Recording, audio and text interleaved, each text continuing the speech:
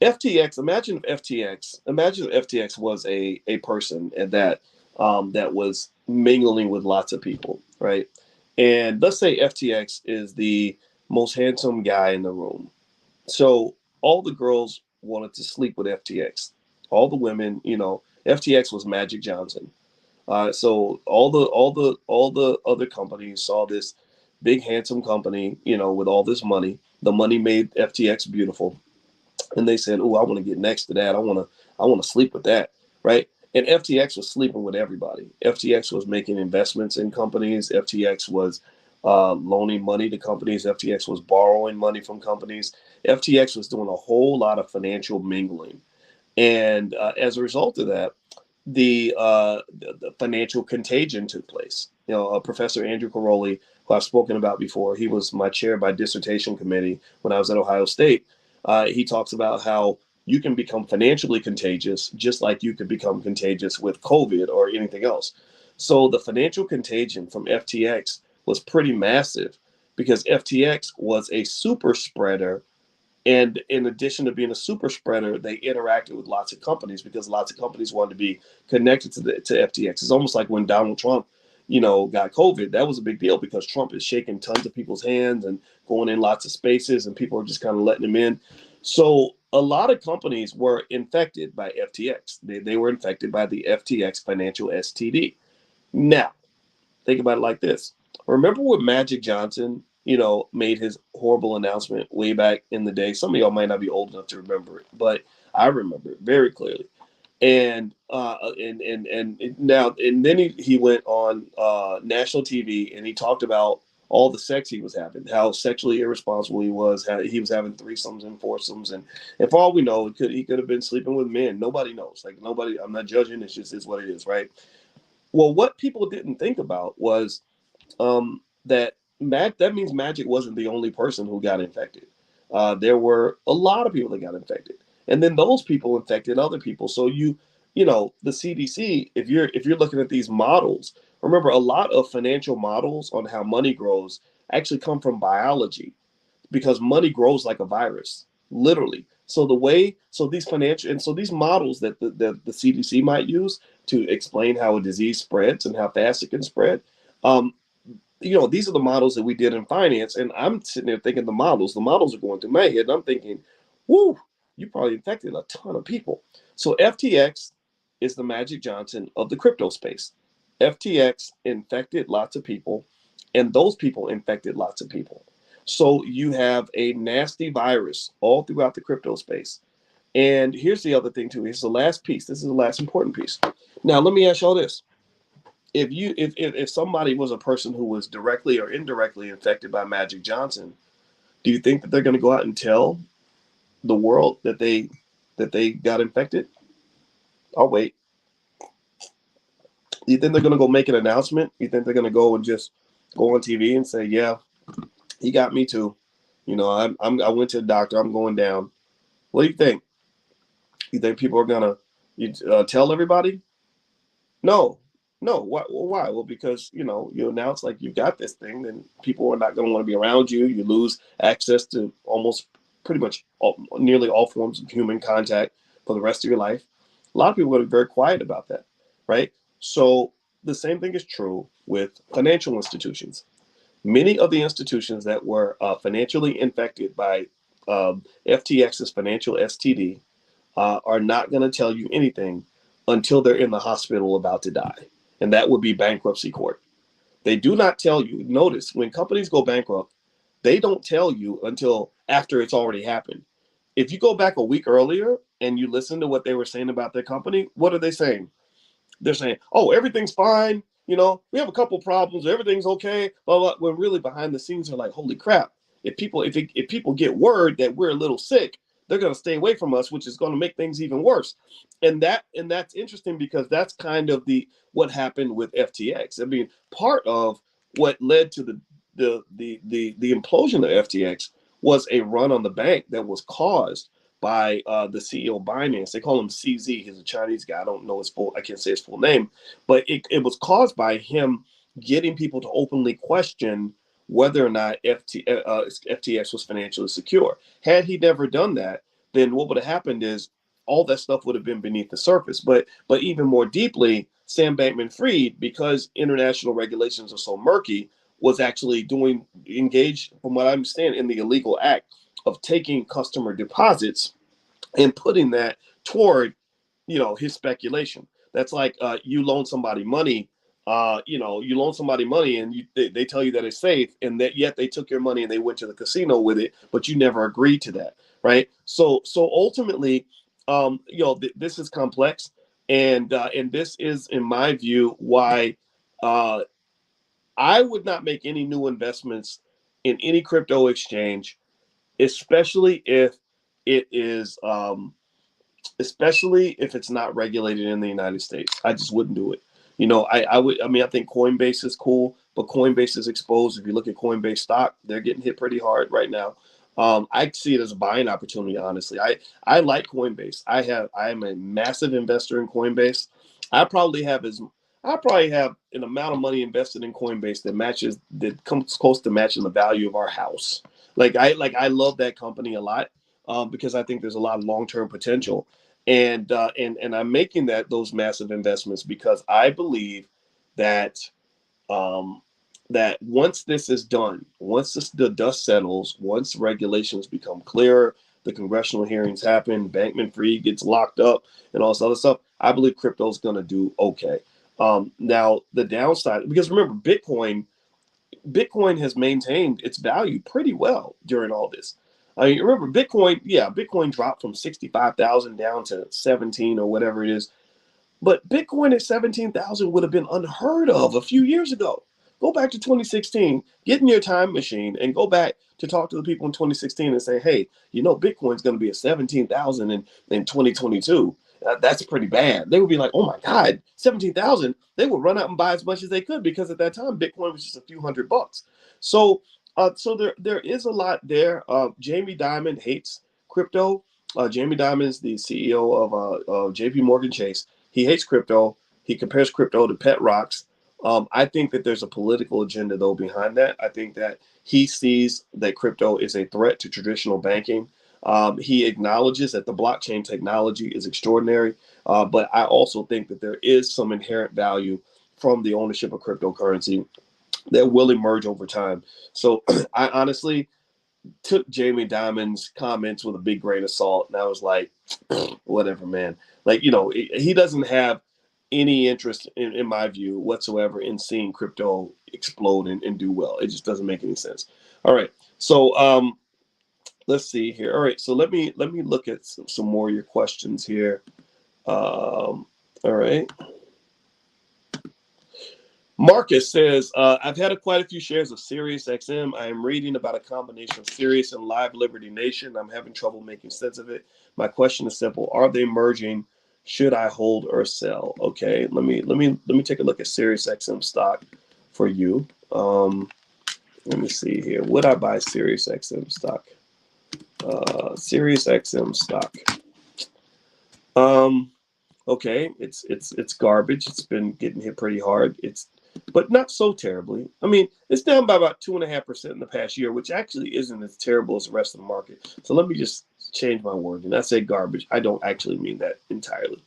Now this merger, I'm looking at the company. It looks like they're cutting jobs, similar to other companies, which probably actually helped their stock price a little bit. As a 5-year investment, it's been pretty mediocre. You made about 9% if you've held it for the last 5 years. In terms of the merger, what's the company called? It's called Live something merger. I forgot the name of the company. You guys can tell me what the company is called. Let me see here. Let me see. Sirius XM.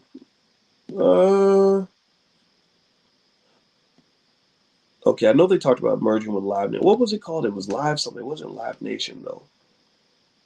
And when I search for a merger, I don't really see anything. Yeah, I'm not really. I don't really see this as a major news event. Typically with a stock, when something happens that's newsworthy, if you search for the stock even on Robinhood, they will kind of give you that news. Um, I would almost say that that the opinions of the analysts might be more relevant than me sort of giving you an eyeball opinion based on what I think about this merger.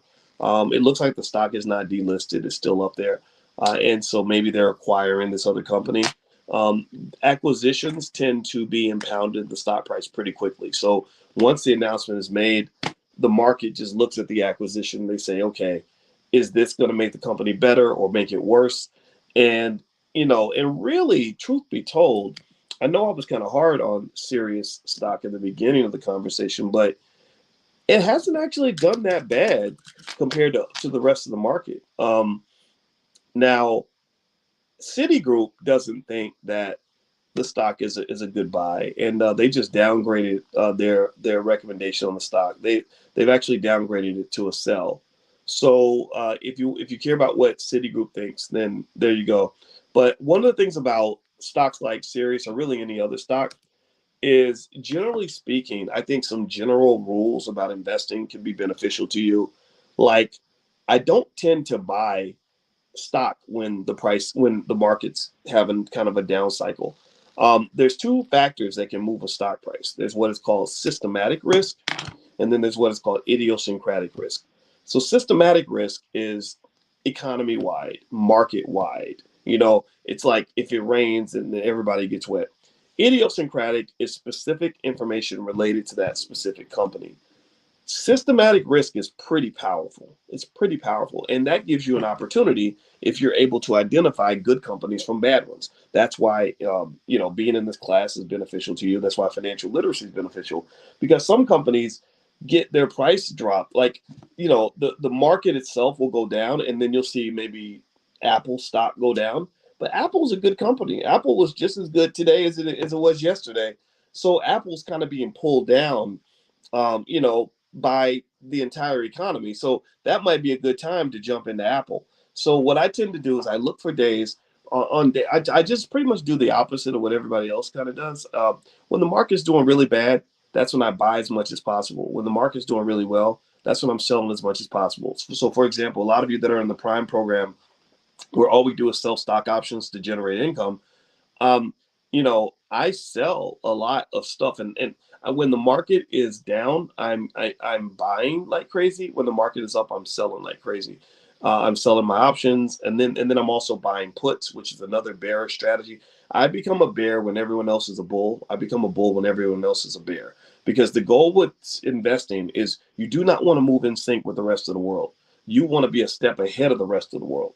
You don't want to follow the damn sheep. Who follows a sheep? You're supposed to be leading the sheep. Do you understand what I'm saying? So don't follow sheep. You lead them.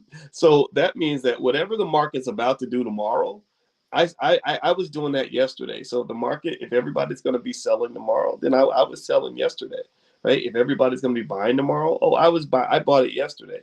Now when you're buying, I'm selling because the price went up and I already own the asset, so I can sell it to you at a higher price. Buy low, sell high. So try to always move ahead of the market if you can. Um, now, one other interesting thing that that we were talking about earlier. We were talking about some of you were asking about that with HBCUs and stuff like that. What's interesting is, when you're talking about institutional investment, and this was just heavy on my mind. That's why I really wanted to kind of drill this into you guys in terms of at least getting you to consider this.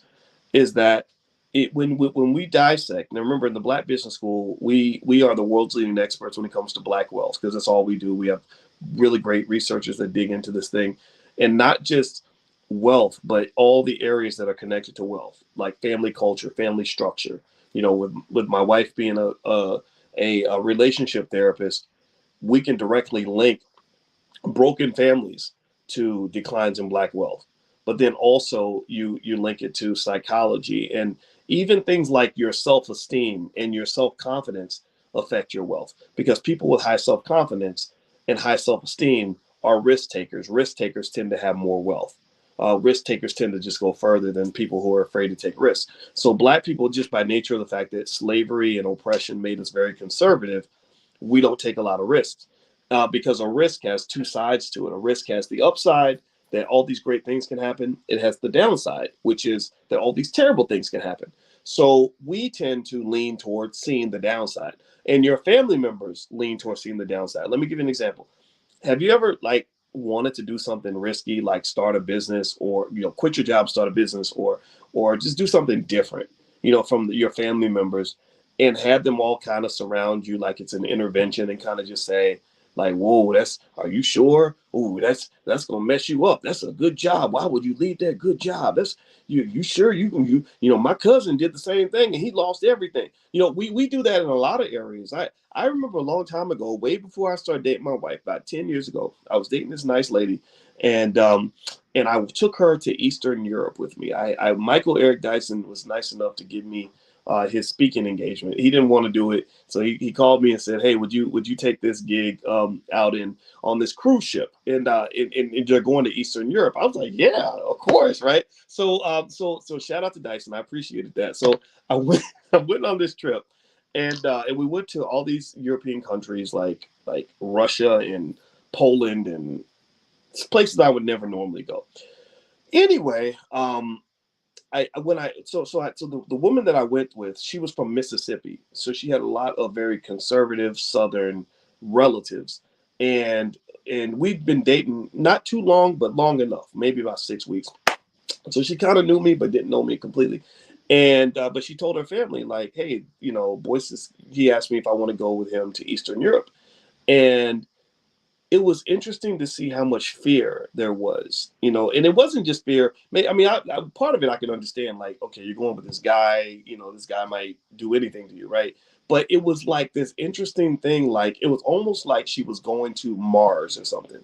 Like they were like, girl, oh my gosh, I was so scared. I was praying every day. I was so worried because they're thinking, oh, she's on a cruise ship. The ship's going to could sink and she could die. She's going to Europe. She could go over there and get killed. And it just made me think about that conservative nature. Well, little things like that culture affect your ability to build wealth, because every time you have a great person that comes along that has the ability to, become, maybe the Malcolm X of finance, or the next black Mark Zuckerberg, and create some billion-dollar company, and they then step out with a billion-dollar vision, and they have $1 billion worth of courage, but they're not getting any support from anybody around them because everybody's scared. Everybody's warning him about the downside. And I can tell you, when you're doing something really hard and really scary and really crazy, that's really risky, that could go wrong, the last thing you need is people constantly in your ear telling you, like, what could go wrong, because that's going to affect your confidence level.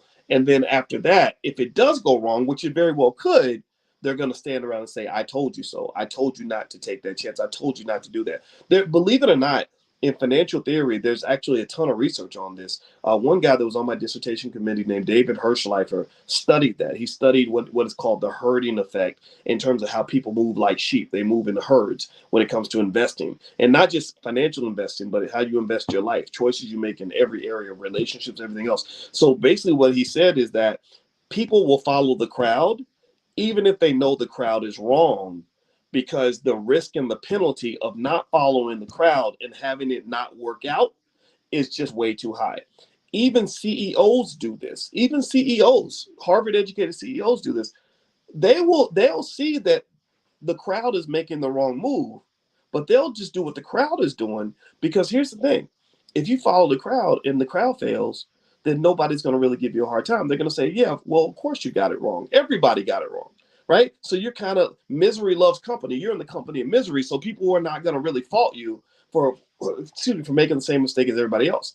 But what if you go your own way and it turns out to be wrong? Well, then what are they going to say? They're going to say you were wrong because you didn't follow the crowd. You should have followed the crowd, right? When really everything has what is called a probability distribution.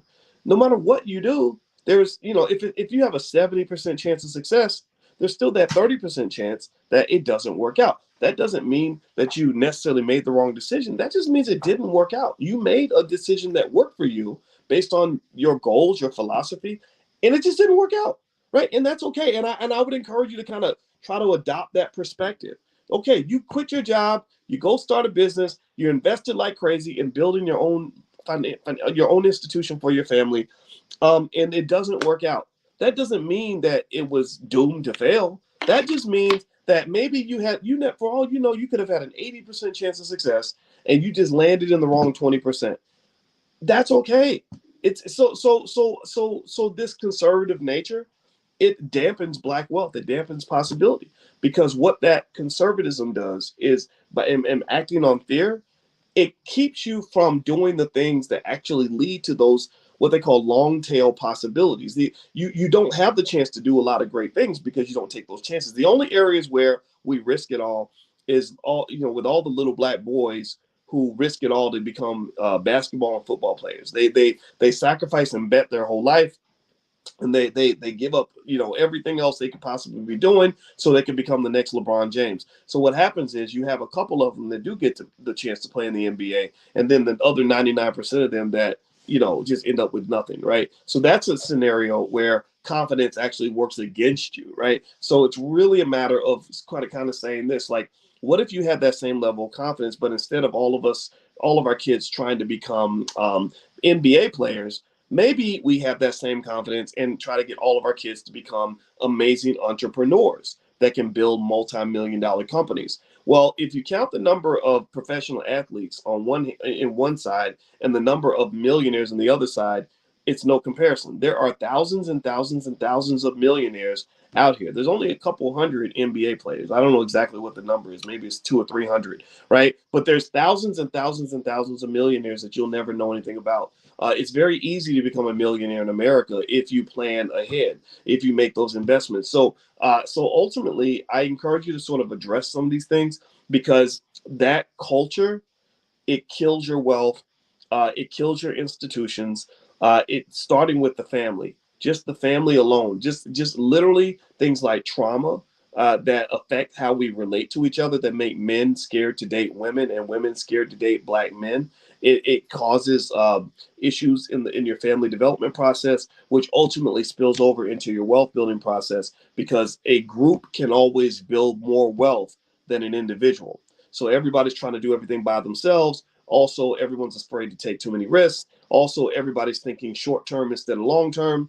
And then next thing you know, you don't have anything, because institutions are built by people who are able to think long term. So if you look at most of the big institutions in America, you look at Harvard University, or you look at some major media outlet or whatever, most of those institutions have a group of people that were the original visionaries who sacrificed everything. You look at the NFL, for example, right now, the NFL, if I was to add up the market value of all the NFL teams, I'd probably get some number that's well over $100 billion, well over $100 billion. But then if you look at where they are now, and then you compare what it cost to start those franchises, you're going to see where the Chicago Bears were purchased for about $500. They're worth several $1 billions now. You'll see where the Green Bay Packers were purchased for about 25,000. They're worth several $1 billions now. I could keep going down the list. There was another team, I think the Buffalo Bills, were bought for $100 originally, and then now they're worth several $1 billions today. And so the thing is that you have to think, okay, well, what would have happened with the Negro Leagues if we had the best athletes in the world? So what would have happened with the Negro Leagues if you'd had some visionaries there who said, we're going to sit here and we're going to feed this baby for as long as we have to until this baby grows. We're not selling anything. In fact, actually, my brother was reading a book about millionaires and how millionaires think. And one thing that he's found really interesting was, at least this particular author of this book, who was worth a lot of money, he said that he laughs whenever they put out these Forbes estimates of how much money he's worth. He said those estimates are stupid. And he said the reason they're stupid is because one of the first things I learned when I was becoming a millionaire is you don't sell things. Millionaires don't typically sell things. Billionaires don't sell a lot of stuff. They sell sometimes, right? Don't not say they never sell, but they're more likely to acquire than they are to sell out or let something go, right? And so ultimately, the question is, what do you have in your life in terms of institution building, business building, wealth building, that you're just not selling, that you're grabbing it, you're holding it, you're not letting it go? It might be something as basic as buying a share of Disney stock every single week and giving it to your kids, or having it available for your kids, and just saying, I will never sell this stock, for my kids. I've told you guys, with the $5 a day plan, if you go to my website, or if you log in at the blackstockmarketprogram.com, there's a whole breakdown in terms of how to apply the $5 a day plan. If you just simply promise yourself that you're going to invest $35 a week in a diversified portfolio, meaning you spread your money out, and you're not going to ever sell those assets, then your children will have hundreds of thousands of dollars. They have a very high likelihood of being millionaires by the time they're done. It's very straightforward. It's not hard to do. Anybody can do it. You can literally be a 10-year-old and implement that plan. So don't overthink it. Just make it simple. All right. So let me look at some of your questions. El Hodge says, do you have any suggestions on fintech or EV, ETF, EFTs? Or you mean ETFs? You know what? I think fintech and EVs are both great long-term investments, and I know that there are ETFs in those areas. I don't have them, available right offhand.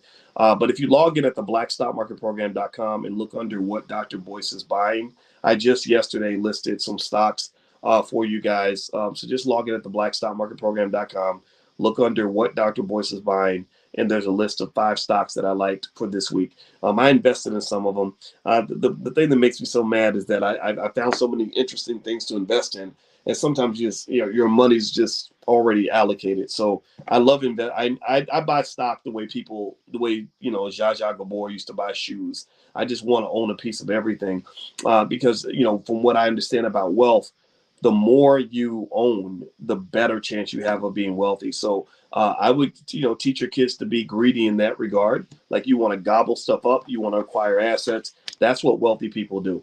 Now, one thing I wanted to mention about Bitcoin is I did read an article where there was a financial expert who actually believes that he thinks Bitcoin's going to go up to $250,000. And he said he thinks it's going to happen within a year, and he's a respected expert. I thought that was kind of an extreme prediction. I don't see Bitcoin going to 250,000 in a year. That would be kind of crazy.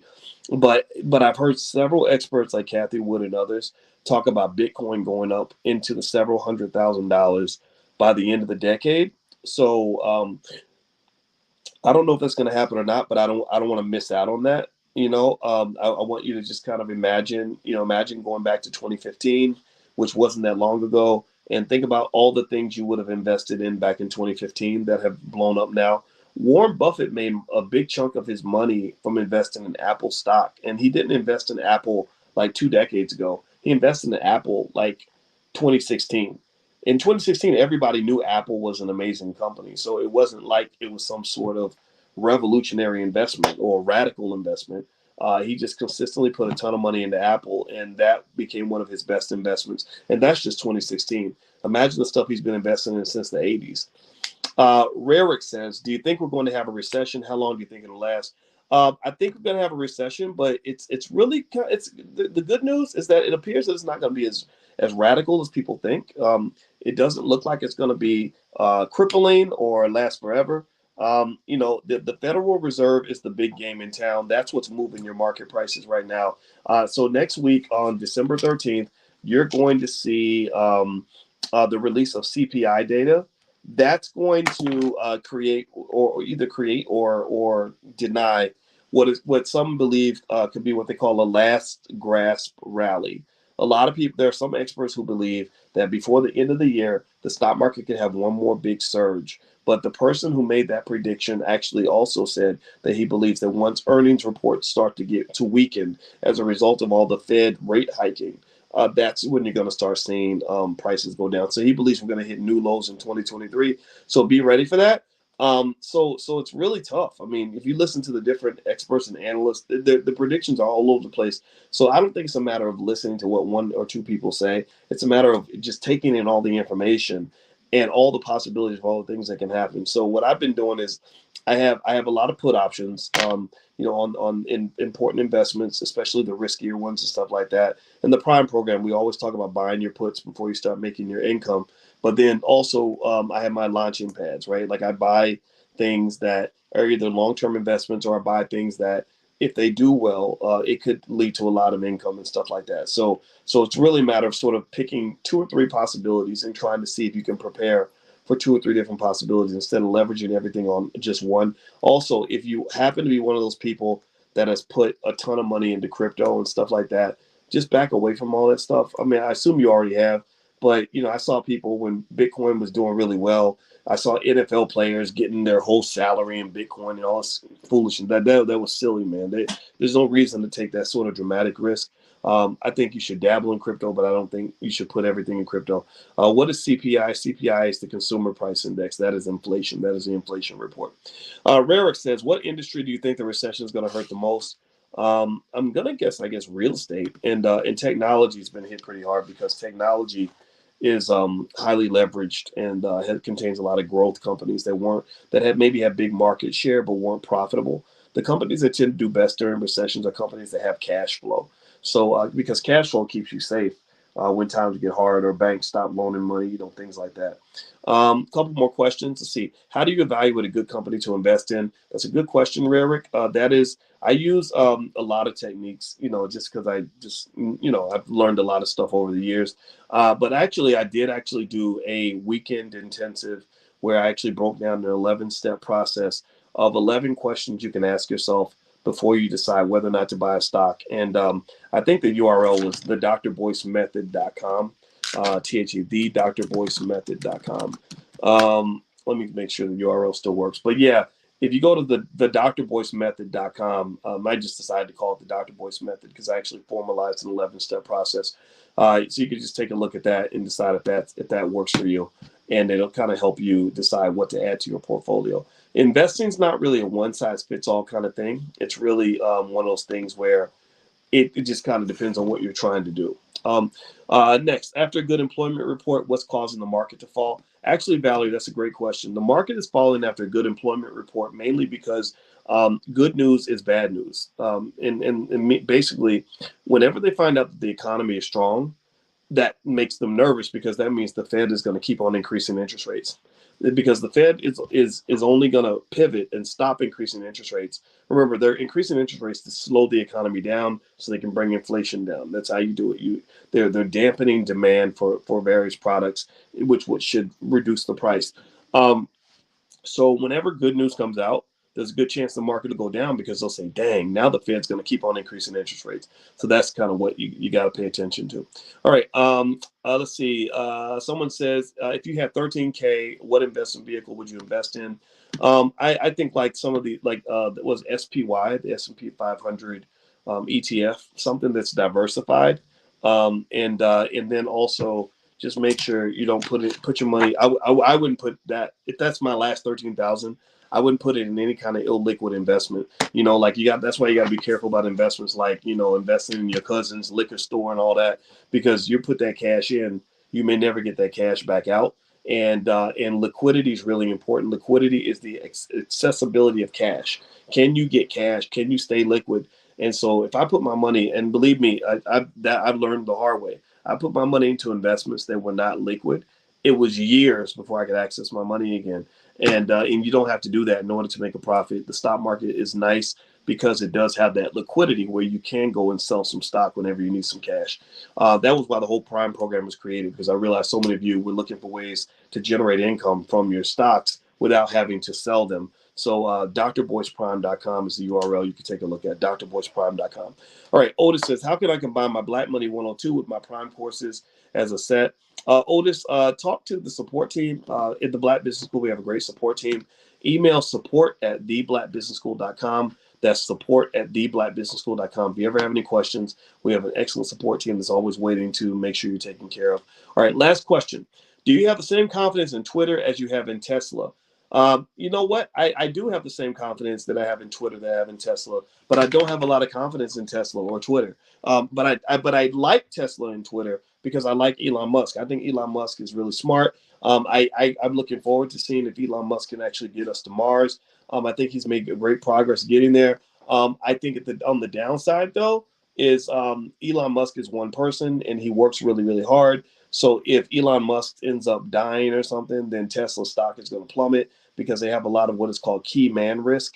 And that means that, that if he's gone, then that's a problem. So I'm not saying don't invest in Tesla. I do have some holdings in Tesla. I don't hold anything in Twitter because Twitter is not a publicly traded company. Right now, it's privately owned, privately controlled by Elon Musk. He's the boss. He's the HWIC of that company. So he decides everything with that company now. There's no public trading of Twitter. It may change in the future. Now with Tesla, Tesla's nice, but remember Tesla's not dominating the EV market like it used to. Mercedes Benz is killing it. They're making some great EVs. Now Tesla's advantage, according to Musk, is that they just are so far ahead in terms of technology and stuff like that. I'd be curious to know how long they can maintain that lead and if that's worth the insane multiples. Here's another little secret about Tesla that you need to understand. This is the last point I'm gonna make. Then I got to run out of here. And I enjoyed hanging out with you, and we've done an hour, so that's good enough time for us to absorb. We'll meet again next Tuesday. Elon Musk himself has repeatedly told people that the Tesla stock price is too high. Does anybody know that? He repeatedly has said it's too high. Don't buy it. It's too high. I wouldn't buy it at this price. He literally keeps saying that. So unless you think it's a joke and he's trying to just you use reverse psychology, you might want to listen to the man. So I don't dislike Tesla. I do like it, but I'm not going to keep on buying more and more and more shares. But I do have a piece, and that's how you invest. You just say, okay, I like that. I'm gonna get a piece of that. I like Disney. I'm gonna get a piece of that. Right? You don't think about it like, oh, I'm gonna bet everything on this stock. You're not marrying the company. You're just investing in the company. So that's just my thought for today. And next week we're gonna meet again.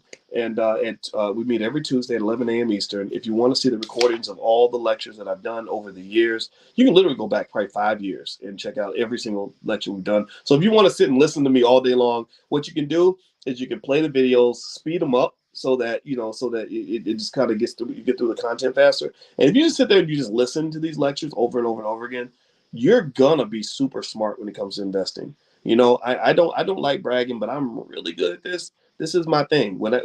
Just to tell you a funny little story, when I was talking to Kanye West on the phone, he was trying to get a sense of who I am and what I do. He had heard of me, right? And that's why he called me. I told you I don't call celebrities. I don't even trust them, to be honest with you. And I said, he said, so what do you know about money and finance? And I said, well, you're a genius in the studio, and that's where you made your mark in the world. I said, so as good as you are in the studio, that's how good I am with finance, economics, and particularly black wealth. So I'm the Kanye West of black wealth, in my opinion. But I know that sounds cocky, and I'll never say anything that arrogant again. But literally, I guarantee you that if you listen to these lectures repeatedly, you will understand economics better than 99% of all people, because this isn't just financial, knowledge. 401ks and all that. I know all that stuff. But what the PhD allows me to do is I can read between the lines. And also, one of the things I realize is that it's almost like being a surgeon. When you have a really good brain surgeon, he focuses on the brain or a special aspect of the brain. It's about focus. There are lots of people that talk about money and economics, but there aren't that many people who just say, look, I'm just going to talk about black wealth. I'm going to study black wealth. I'm going to study black people, black wealth, black culture, black relationships, black everything, and how that links back to black wealth. That's what we're good at in the Black Business School. Now, someone says, you sure you want to be Kanye? I don't want to be Kanye now. I don't want to be that Kanye. I'm talking about the musical Kanye, the Kanye that is great with music and beats and poetry, and he's brilliant in that regard.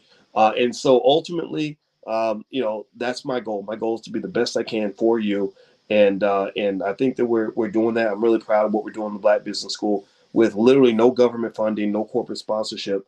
We have literally had a dramatically powerful impact on Black economic thinking throughout the world. Millions of families are better off because of what we're doing here, and I'm extremely proud of that. So we're going to keep on going. We ain't going to stop, and it's going to keep going after I'm dead. The reason I'm recording myself so much now is because I know one day I'm going to die, and I want kids 50 years from now to be able to listen to these lectures as if they're happening right now today, because I guarantee you that in 50 years, Black people still going to be Black. In 100 years, Black people still going to have some challenges. In 150 years, we're still going to be working to overcome certain things. And I want this to be available for everybody. So that's why we do what we do. All right. So I'm out of here, guys. Have a good night. God bless you. It was great talking to you. And I love you. And I will see you guys soon. If you want to join us for the Black Wall Street boot camp that's happening, actually starts tonight with Cody Ransom. He's going to break down the whole history of Black Wall Street, how it was built, who the key players were, what you can learn from it. It's extraordinary. I mean, I met Cody. I saw his presentation. It blew my mind. That's why I invited him to participate in the Black Business School. You can go to my website, boycewatkins.com, and you can actually sign up, and all the materials are yours for life. And feel free to rob us. Literally, you could buy one membership for one person and bring your whole family, bring all your cousins, bring all your kids, bring everybody. Our goal is to raise money for the school so that we don't have to beg, and stuff like that. But we're not out here trying to just make as much money as possible. We're not going to put you in debt like your college did, or charge you $100,000 like your university did.